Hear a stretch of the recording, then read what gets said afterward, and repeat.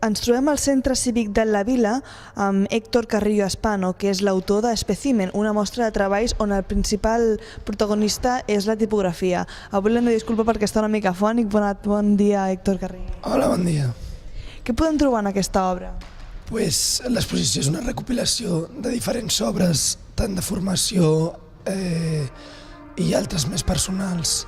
Llavors hem intentat fer una mena d'espai amb obres que tractin només la tipografia com a element principal. Llavors hi ha tant de pròpies creades quan cursava gràfica publicitària aquí a l'Escola Pau Gargallo, altres de tipografia, a tallers de tipografia pròpiament de metall de fusta a l'Escola de la Llotja, i altres que són creacions pròpies digitals en aquest període, diguem, més personal, jo quan he acabat els estudis. Tu sempre t'has dedicat a aquest tipus d'art, la tipografia, però com va sorgir la idea de fer aquesta exposició en concret? Bueno, jo m'agradaria dedicar-me només a la tipografia, és a dir, com jo vaig acabar d'estudiar disseny gràfic, vaig fer un curs d'especialització a la Llotja i penso que la tipografia és un camp que em va apassionar i m'agradaria dedicar-m'hi. Llavors la idea de fer l'exposició va sorgir al propi Centre Cívic de la Vila, i professors de Pau Gargallo van oferir la possibilitat de fer l'exposició i entre ells i jo vam muntar aquest espai. Héctor, en què consisteix la tècnica de la tipografia? Definir tipografia és molt difícil perquè és un concepte molt abstracte, però la tipografia és treballar amb elements pròpiament tipogràfics, és a dir, abecedaris, lletres, tant la manipulació com la creació d'aquests. Llavors es pot des de fer composicions de text o només, per exemple, jugar amb la pròpia plasticitat de la lletra o endinsar-se en la creació d'un alfabet nou.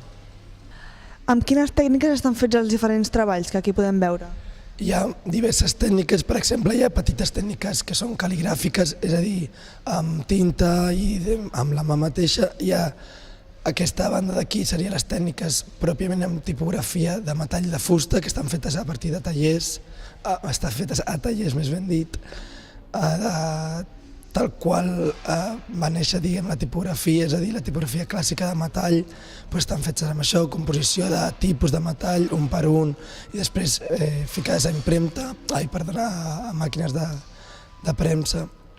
Després hi ha pròpiament tècniques digitals, tant cartells manipulats i de més, i altres que són creacions digitals des de zero, és a dir, abecedaris creats des de zero, que seria la banda que hi ha d'allà.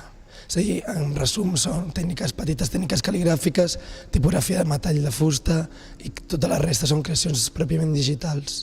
Quines temàtiques tracten aquestes obres? Hi ha diverses temàtiques perquè a l'hora d'inspirar-me en alguns temes o buscar la inspiració d'alguns treballs m'agrada basar-me en diverses coses, la música, el cinema.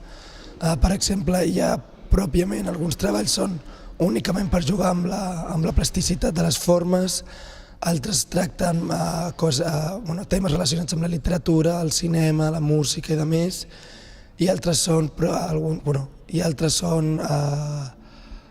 o reflecteixen debats actuals socials que també penso que poden ser d'interès, que són d'interès personal per mi, penso que poden ser també d'interès per la gent, pels visitants. Per exemple? Per exemple, els treballs més socials, de caràcter més socials, tracten el tema com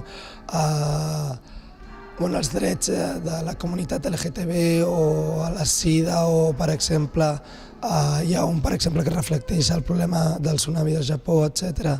Són temes socials que encara molts estan oberts i que per mi són d'interès personal i que poden ser també d'interès general. Molt bé, Héctor, i des d'aquí convidem a tots els badalonins i badalonines que vinguin fins al dia 20 de març, que està oberta aquesta exposició aquí al centre de la Vila.